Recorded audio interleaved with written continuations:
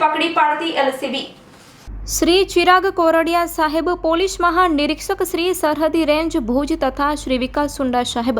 Police અધિક્ષક શ્રી પશ્ચિમ કચ્છ ભુજ નવોએ આધાર પુરાવા વગરની ચીજવસ્તુની થતી હેરફેર રોકવા તથા આવી પ્રવૃત્તિ કરતા ઇસમો વિરુદ્ધ કાયદેસરની કાર્યવાહી કરવા સૂચના આપેલી હોય જે અનુસંધાને એલસીબી પશ્ચિમ કચ્છ ભુજના police inspector Shri SN Chudasama સાહેબ તથા police sub inspector Shri HR Jethi સાહેબ નાઓએ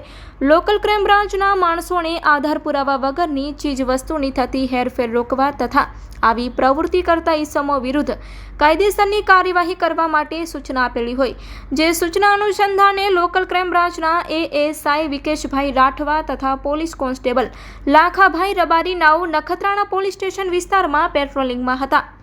તે સમય દરમિયાન તેઓને સંયુક્ત રીતે ખાનગી રાહે બાતમી મળી હતી કે વિરાણી ફાટકથી મોટી વિરાણી ગામ જતા રોડ ઉપર એક લાલ કલરનો ટાટા એસ છકડો વિરાણી મોટી ગામ તરફ જઈ રહ્યો છે, જેમાં બિલ કે આધાર પુરાવા વગરના મશીન ભરેલા છે।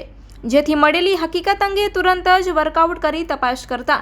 આધમ ફકીર મામદ કુંભાર, ઉંમર વર્ષ 48, રહેવાસી મફતનગર નખત્રાણા તથા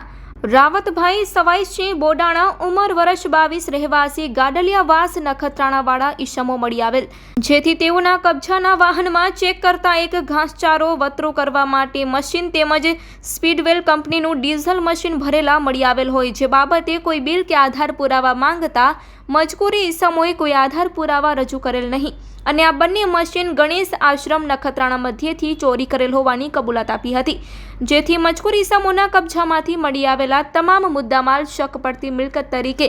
બીએનએસએસની કલમ અનુસાર કબજે કરી મજકૂર ઈસમોને બીએનએસએસની કલમ અનુસાર અટક કરી આગળની કાર્યવાહી માટે નખત્રાણા પોલીસ સ્ટેશન ખાતે સોંપવામાં આવેલ છે। મુદ્દામાલ ઘાસચારો કાપવા માટેનું મશીન જેની કિંમત ₹5000, ડીઝલ મશીન જેની કિંમત ₹8000, ચોરીમાં ઉપયોગ લીધેલ છકડો જેના રજિસ્ટ્રેશન નંબર GJ12AY3041 જેની કિંમત ₹40000 આ મુદ્દામાલ કબજે કરવામાં આવ્યો છે। આરોપીઓ આધમ ફકીર મામદ કુંભાર, ઉંમર વર્ષ 48, રહેવાસી મફતનગર નખત્રાણા અને રાવતભાઈ ઉર્ફે કાકુ સવાઈસિંહ બોડાણા, ઉંમર વર્ષ 22, રહેવાસી ગાડલિયાવાસ નખત્રાણા, આ બંને ઈસમોને પકડી પાડવામાં આવ્યા છે।